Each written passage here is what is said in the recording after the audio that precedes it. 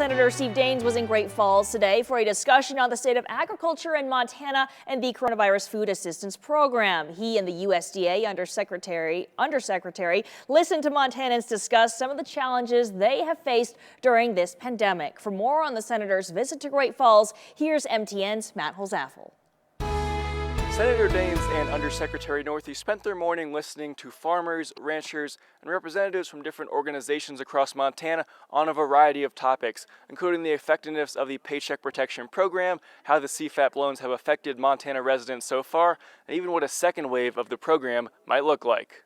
After a tour of ag trucks and equipment, Daines and Northey headed down to Bumgarner Farm to hear how some Montana residents have been affected by the coronavirus pandemic. Agriculture is our #1 industry in Montana, and that's why it was so important to have the Undersecretary of Agriculture come from Washington, D.C. to Montana. Literally, we're here on a wheat farm. Roundtable attendees discussed topics ranging from disruptions in production. We feed the world, but we found out in the last 2 or 3 months that we're struggling. To meatpacking market manipulation. If something isn't done from a legislative standpoint immediately, this entire cattle feeding industry and the cattle industry following it is going to change, and it's not going to be to the benefit of producers. Senator Daines also talked about a potential second wave of funding for the coronavirus food assistance program, but wouldn't say if the relief amount would be another $19 billion.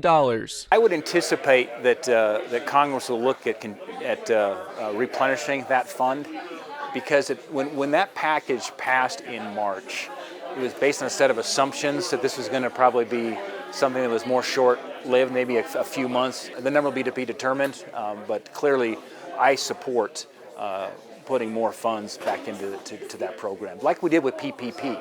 Senator Daines ended the roundtable by saying that we know much more now about COVID-19 than we did originally back in March. He also added that without the agriculture industry, there is simply no economy in Montana. In Great Falls, Matt Holzaffel, MTN News.